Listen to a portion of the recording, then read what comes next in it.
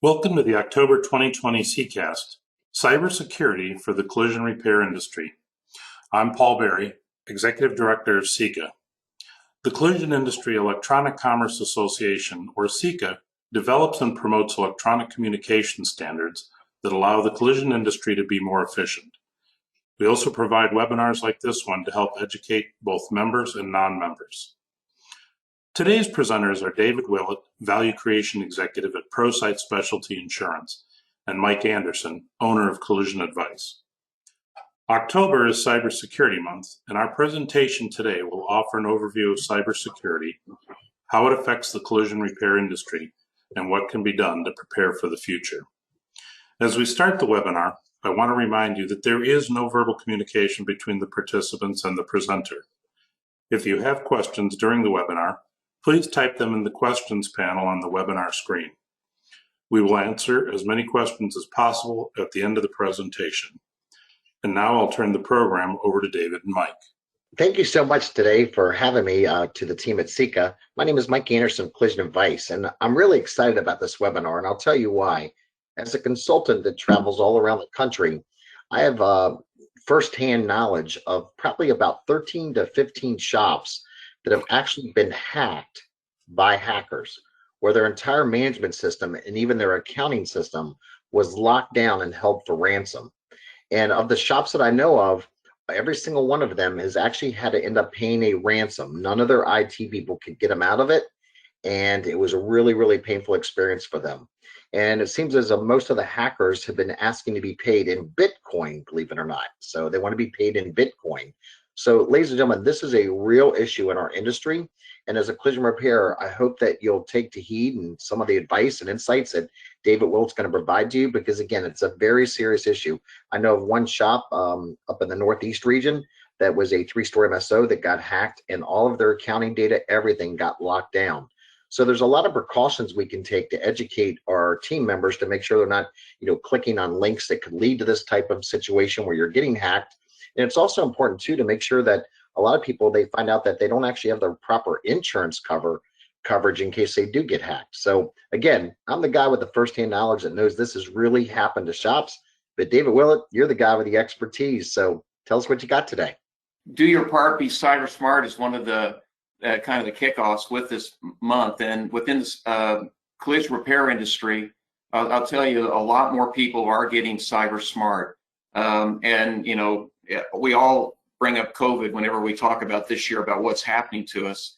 And there's been positives and negatives associated with that to how we've been prepared to deal with cybersecurity issues. Yeah, when you first brought those cases, Mike, and we're starting to get hit with those with shops letting you know about it, the first time that I really knew collision repairers per se on the independent side were getting hit was in 2016. I knew of some instances, and in 2017, it obviously in 2018 just a trickling, a few more, but the ones that are tied to dealerships have been hit longer and probably get hit more frequently, and have been, at least we find out about it from a claims standpoint in insuring them.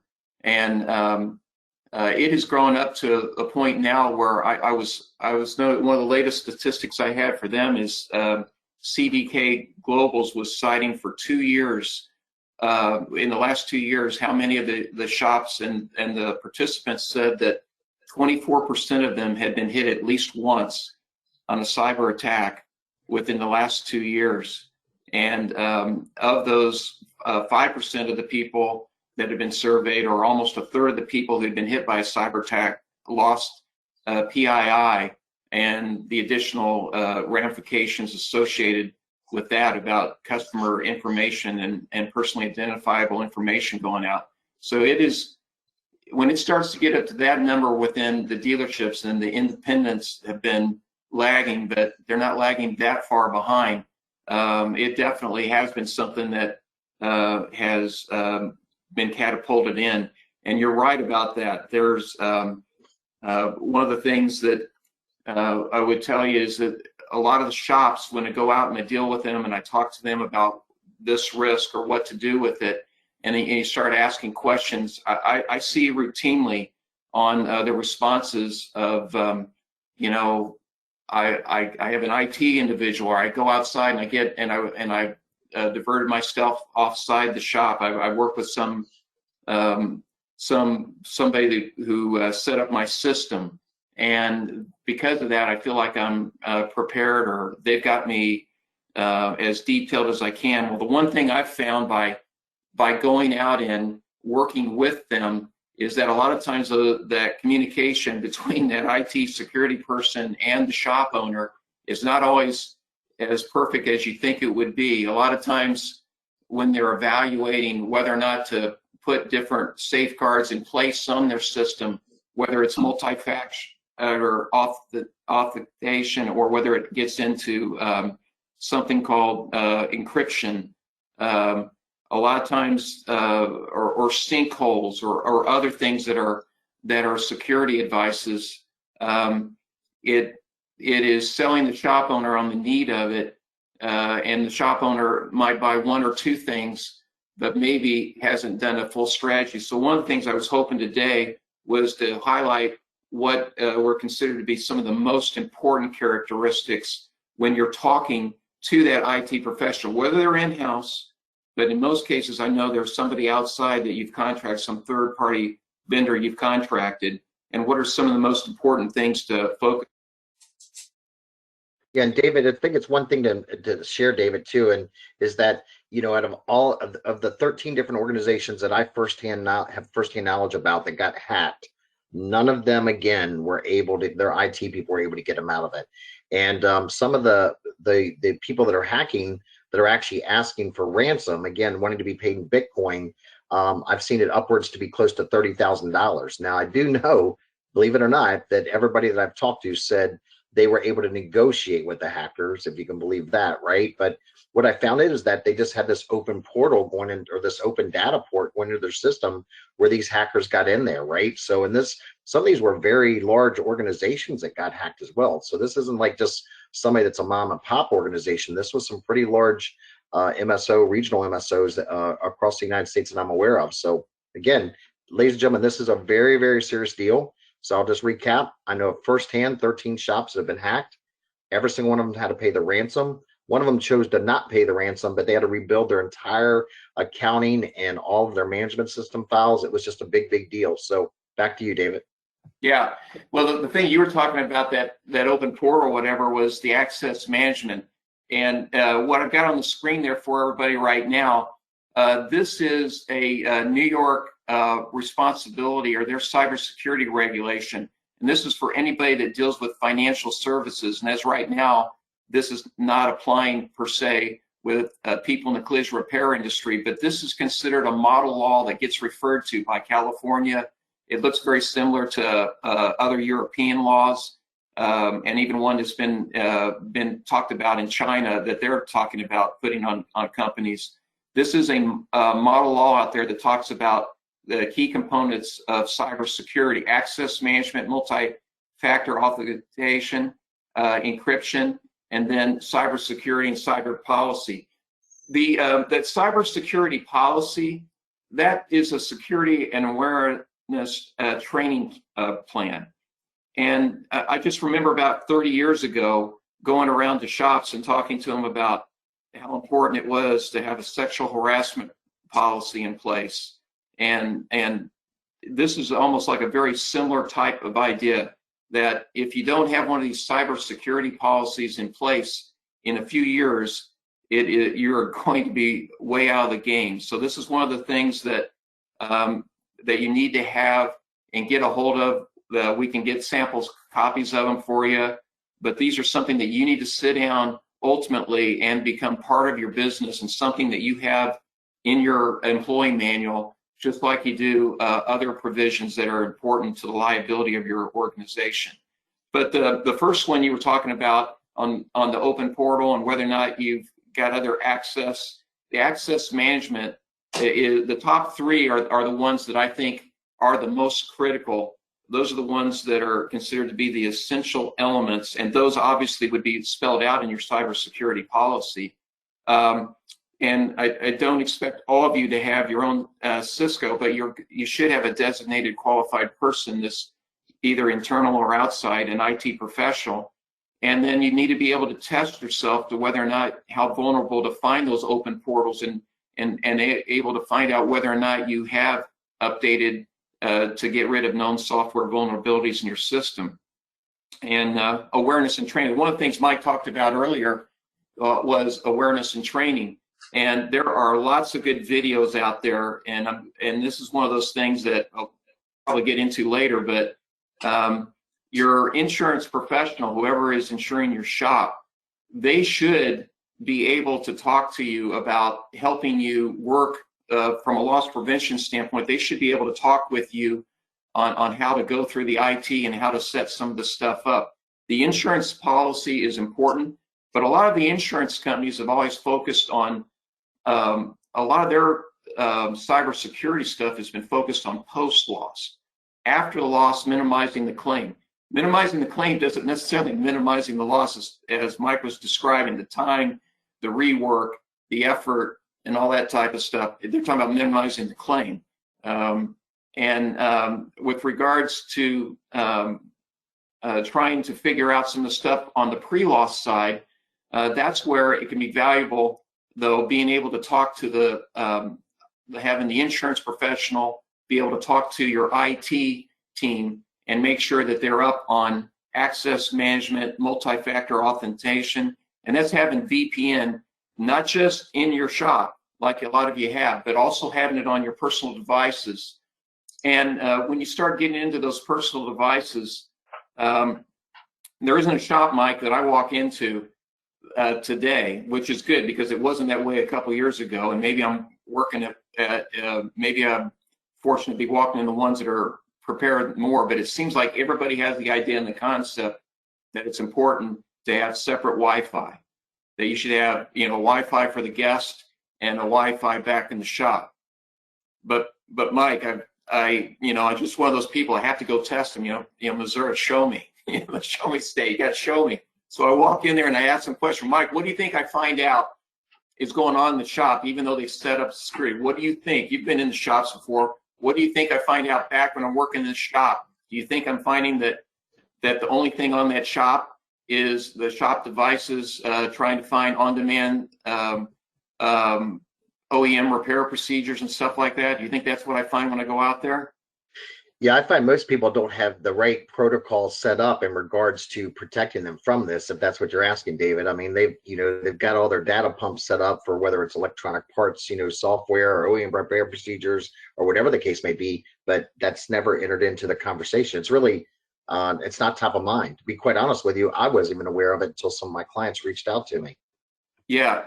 So what I'm getting at is, and even the best cases when they've thought about it, and because I went into one of the ones I just think top notch, and they had really tried to do all that on the front side. And I went back there in the back, and the problem of it was it's a pretty good sized shop, and I got in the back of it, and I said, so you're on your personal device. So what you're on your personal device, and so what are you using? He goes, yeah, I know I shouldn't be using the shop Wi-Fi, but it doesn't. The guest Wi-Fi doesn't work really good back here, so I went ahead and they gave me the password, and I'm able to access it. When you either don't think about it or just allow the employees in the back to get their own personal device, you might as well not have separate Wi-Fi. You might as well just have one Wi-Fi because you've invited the public onto your shop Wi-Fi when you've done that. And the next question a lot of times, or the next statement, a lot of them says, well, I don't have to worry about it because it's in the cloud. Well, your stuff might be in the cloud, but you're still responsible for having the right protocols and the right protections. Just because it's in the cloud, that makes sure that the architecture and everything's set up. That's what the cloud's responsible for. But they're not responsible for your applications or any of the information that you run on it. That's still your responsibility.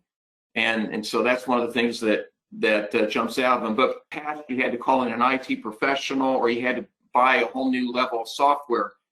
But many of you are running a Microsoft 360 or something, and that has encryption installed on it if you allow it to set up, and that's one of the things that I definitely recommend you doing.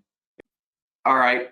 Okay, you're under a cyber attack right now. Your computer, that funny little screen up there at the top, is one of the actual screens that you might see if you have ransomware. It seems to be one of the common ones that they use.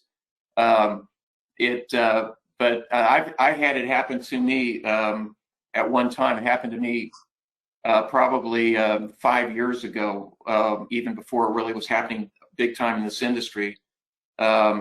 And I was working a lot more at that point in time with others, and that's probably how I got hooked up with it, also dealing with insurance. And it really is ominous when your screen all of a sudden freezes up on you, and you have this weird feeling. But the question I ask a lot of people is, okay, it's acting slow, you don't know, or in this case here, you do know. What should you do if you are under a cyber attack? I'm not going to put you on the spot here, Mike, but the most often response I get from that, Mike, when I ask them that is, what do you think the most often response when somebody's under a cyber attack? Turn your computer off.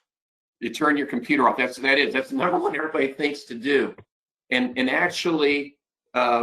The most important thing is to remove it from the internet, because that's the connection back and forth to the cyber criminals.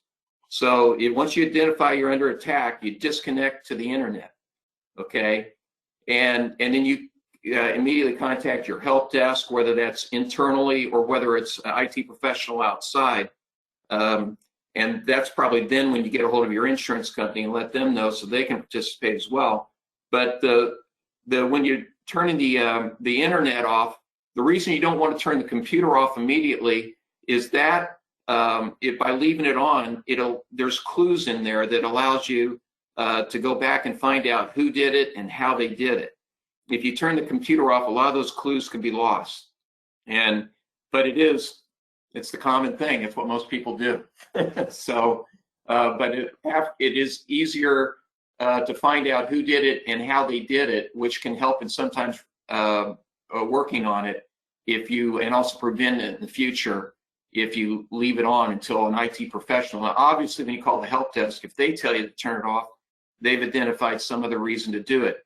Now, turning your computer off from the internet is sometimes just disconnecting the cord, but sometimes you're connected at Wi-Fi, and in that case, you have to go into the Wi-Fi and disconnect it.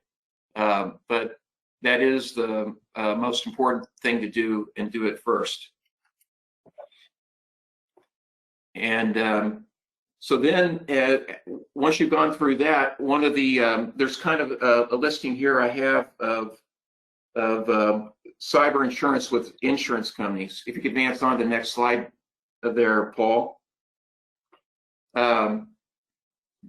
Ransomware, as we talked about, is the number one attack that we've seen in our collision repair shops. And that's usually covered under a coverage called extortion coverage. And it would be very important, not all cyber risk insurance is created equal. There are a lot of policies written out there that have exclusions in them, sub-limits, that sometimes extortion is not covered at all because they realize that it's the most common attack. There was a 2-year period of time where it was more like a 1.5-year period of time where I was not in the insurance industry, and I ended up working in cybersecurity. And I'm going to tell you, I learned more about cybersecurity during that time than working in the insurance industry. And one of the things that when you get back over and you see the questions that are often asked on the more detailed applications, you get the idea that there's no way you could possibly answer those questions. And a lot of times the exclusions are that way. But I would tell you today, you still need to have help with somebody looking through those exclusions. But the extortion coverage is the ransomware coverage. So that is a real simple one to point out. And if that is not covered in your policy, then you don't have ransomware coverage probably. And then you need to look at the exclusions associated with it. It's there can be exclusions sometimes under the extortion coverage that says that you are not covered if you haven't taken every precaution. Okay, well, what is every precaution? The better coverages don't have that type of coverage in it, but I still see those exclusions today, so be sure and pay attention to that. And here's the real kicker, though. This is what I see most frequently. It is covered, so you get this, hey, I got extortion coverage, okay? There isn't a massive exclusion. All right, hey, well, I got this coverage, great. But what's your sublimit?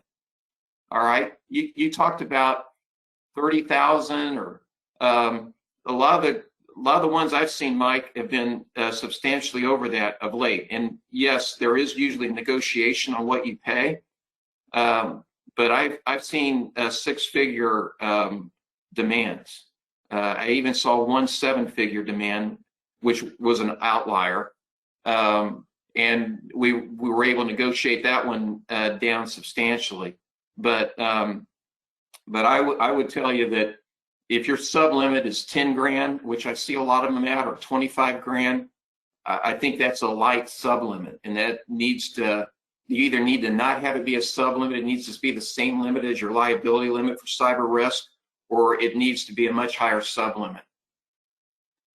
Mike, do you think that is something, is that clear enough for the absolutely. Yeah, I think it's really important you have that conversation with your insurance broker to make sure you've got the appropriate coverage, right? And unfortunately, it's there's the after the fact is just too late. So I think these are conversations we need to be having on the front end. Yeah, it's more the pre-loss. Like I said, a lot of times insurance companies they're talking about the post-loss, but this is the type of stuff you need to talk on the pre-loss side. This is protecting your business. Those cyber tools we talked about are protecting your business. Those are keeping you from having the loss, and if you do have a loss, keeping you from having the financial responsibility hit your bottom line. The adequate coverage also protect PII theft. It's another one of those things that sometimes has a sublimit on it, and it's you mentioned earlier, Mike, about the shop owner that had to go through and they had backups and they rebuilt their system. That was a pretty onerous task for them to do, correct? That is absolutely correct. Yeah, it took them several months, because again, they lost everything. And even if they've got it down to where they can move it to where they can do it faster and quicker, the cyber criminals have got onto the fact that people have created backups and haven't paid them and been able to get around and recreate their system. And they are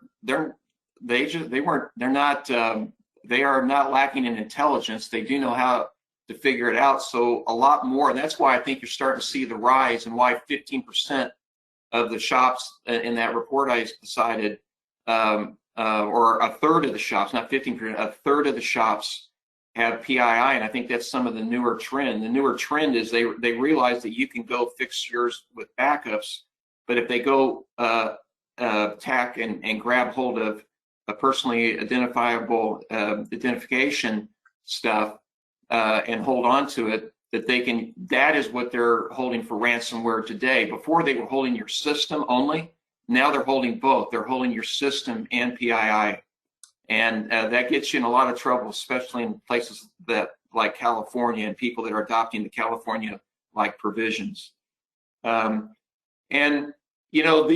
are another things we've kind of been talking about. But when you're talking to your insurance professional, do you have training videos for me? Do you have training videos that can teach my employees on? There are a lot of you have driver training vehicles that help with driving, but do you have anything that helps on phishing, or knowing what emails to open or what links to click on? And also, do you have a sample cybersecurity policy? I told you that's one of the things that are going to be important to have in your employee manual in the near future, if not already.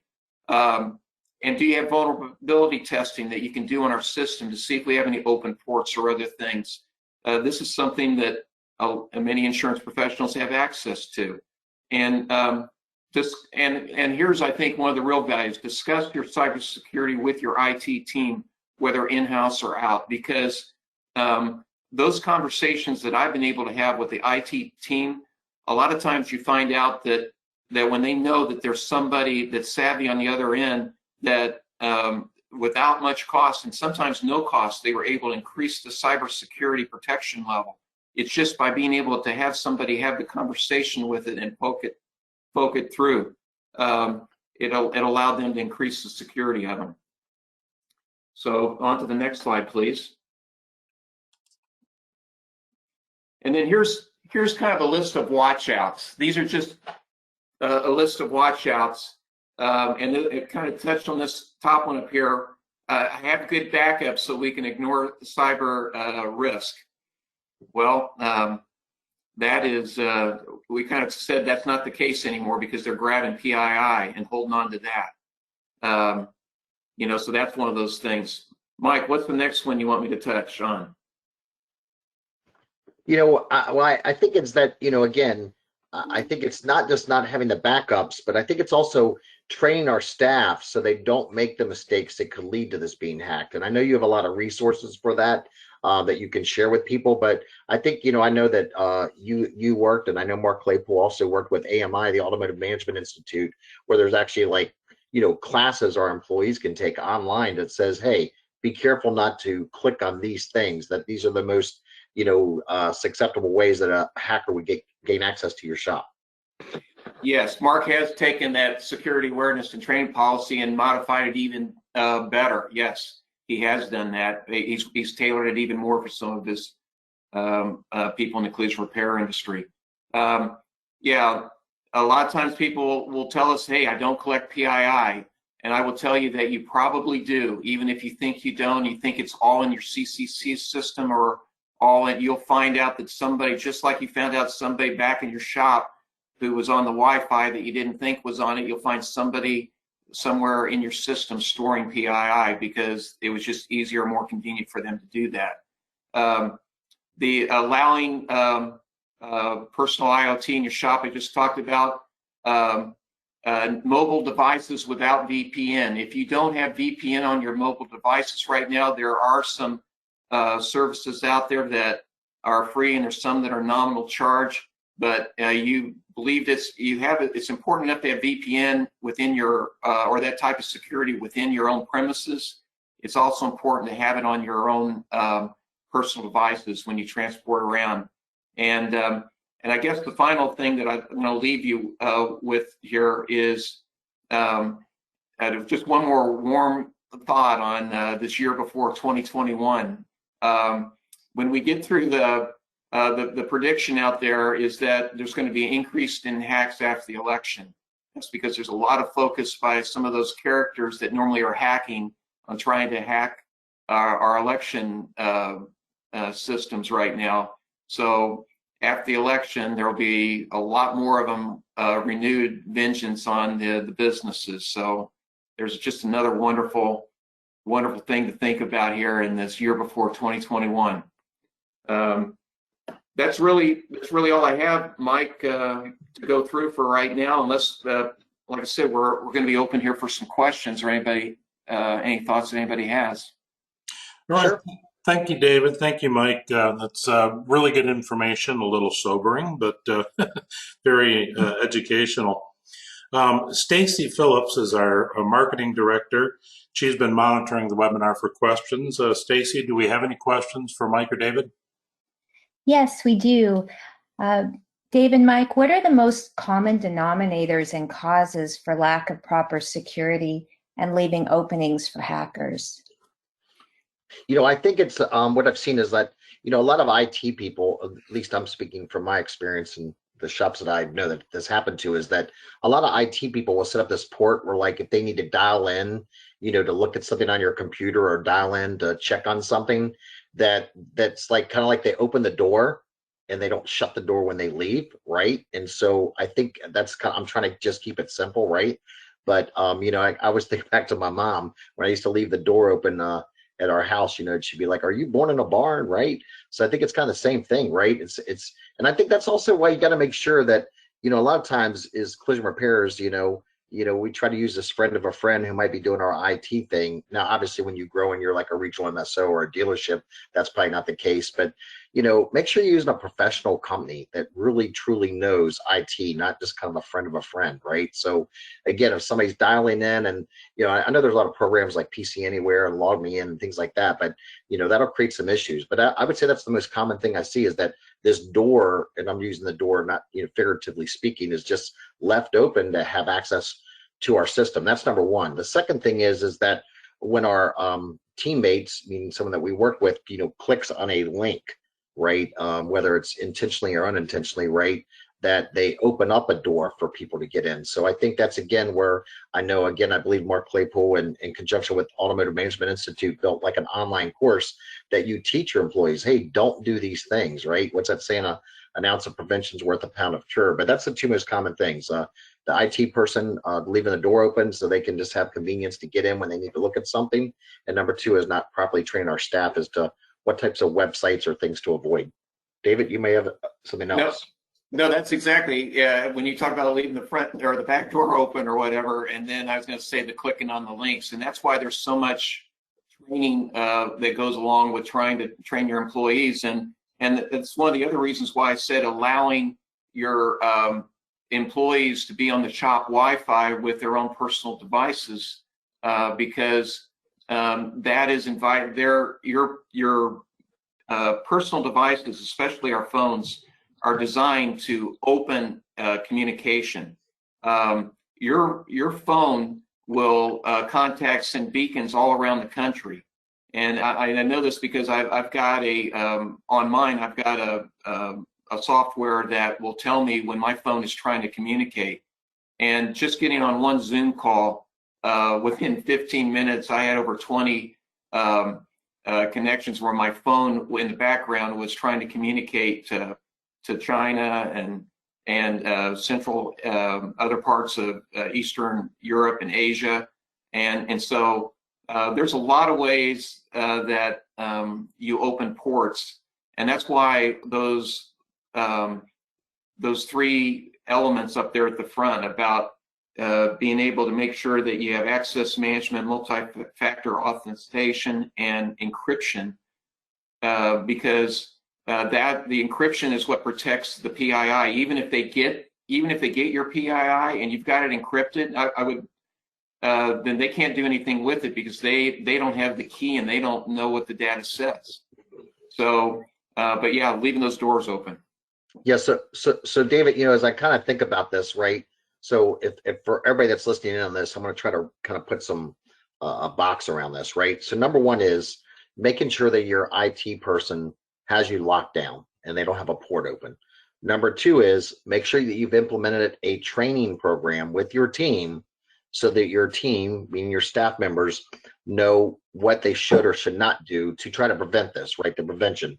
And I think the name of the course that's on AMI that Mark Claypool built was called Cybersecurity, right? So that's the name. If you go to Automotive Management Institute's website, you can take this class. I think the third thing is having that conversation with your insurance broker that you have coverage for something like this, right?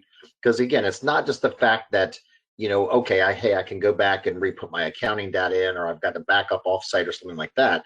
I think it's your interruption of business as well. So those steps, the prevention piece, training your employees, making sure you have a knowledgeable and a really good IT company that helps to prevent this. And number three is making sure that you have the right coverage for it. Thank you both so much for the great information. Our next question is someone wanted to know what is PII, and I'm wondering if you could also please explain any other acronym that our audience might not be familiar with, such as VPN. Okay.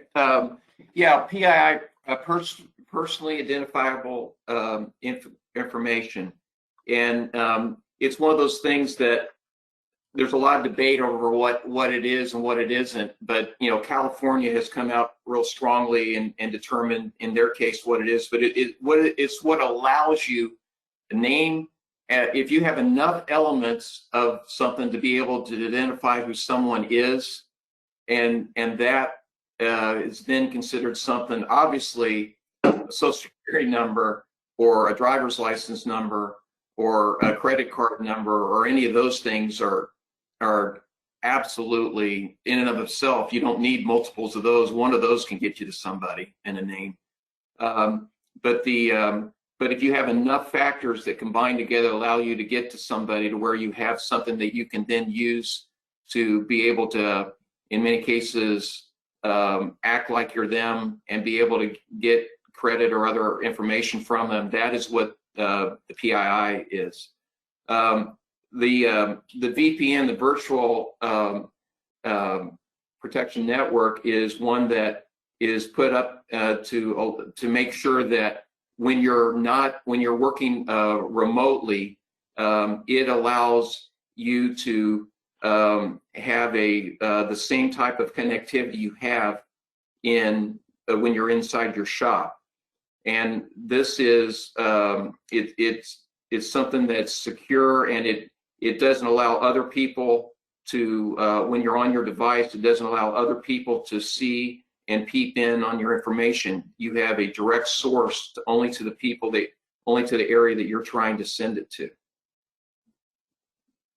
You know, the other thing I would add too, Stacy, that's not really a part of this webinar about getting hacked and cybersecurity, but, you know, making sure that in your employee handbook, you have really good guidelines about your employees posting photos of customers' cars or insurance estimates or anything like that on the internet or on social media, Facebook. I got to tell you, I see all these social media pages where these techs are posting photos of customers' cars that they're working on and exposing the tag, you know, or license plate numbers and things like that. So, I mean, I think you got to have a whole policy just around usage of, you know, computers for personal versus professional use and posting photos of customers' vehicles and things like that. I just think, you know, we need to have a whole employee or company-wide policy in regards to all of those things. Great. Well, thanks for the explanation of the acronyms and the great suggestions. Our next attendee has a series of questions. How does using the cloud increase hacks? And where do we start if we don't have anything in place for cybersecurity? Can you recommend training info? And I did ask Mark Claypool, who's on the call, for information about the training that Mike mentioned, and I'll put that in the chat for everyone. Perfect.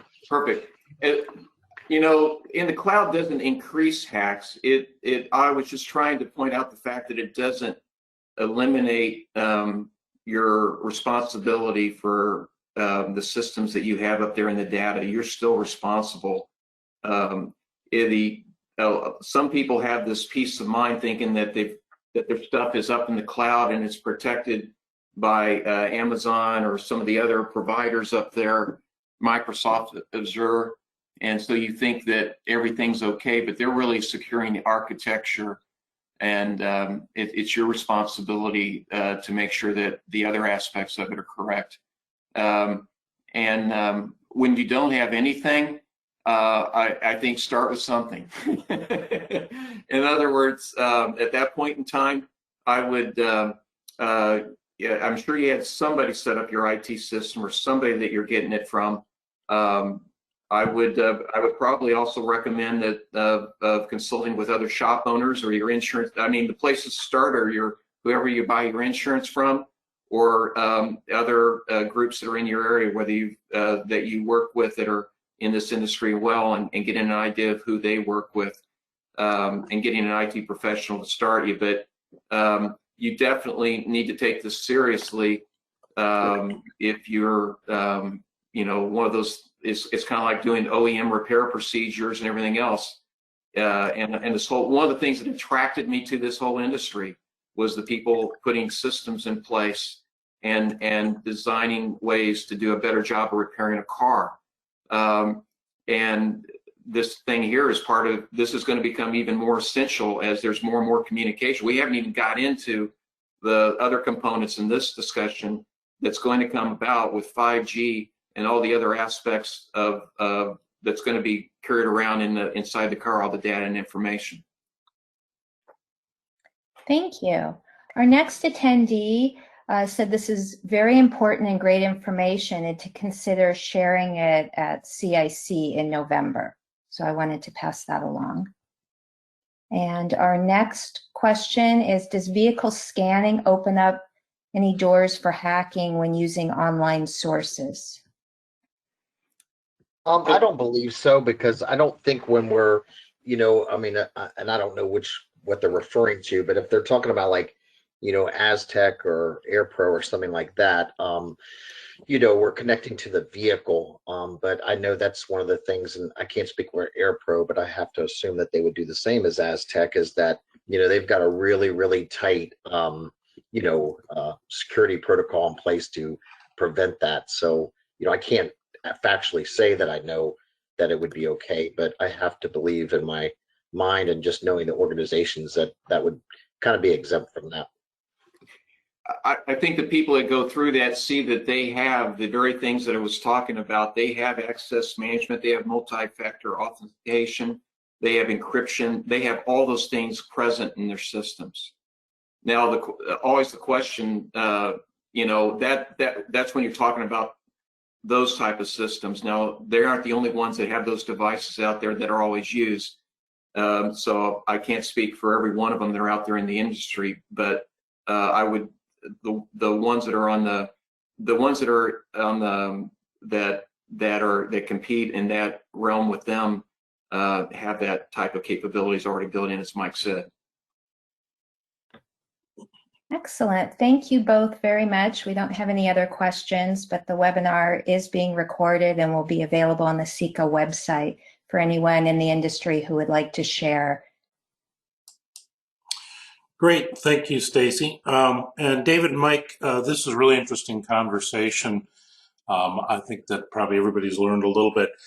David, I think it's safe to say that this cybersecurity issue is very similar to home security. If you've got your house well secured and got a good security system, the criminals are going to move on to the house that doesn't. Is that a fair statement? Yes, it is. Yeah, I would concur with that 100%.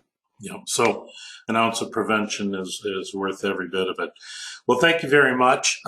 Please don't forget to check CIECA.com for a full schedule of future broadcasts and to watch recordings of past webinars. Links are available under the CIECAST tab at the top of the CIECA website page.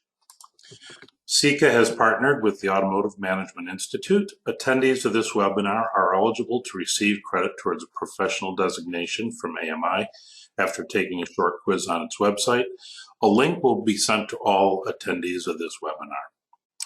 And finally, please follow us on CIECA's social media platforms to stay up to date on upcoming events in CIECA News. This concludes today's webinar. Thank you all.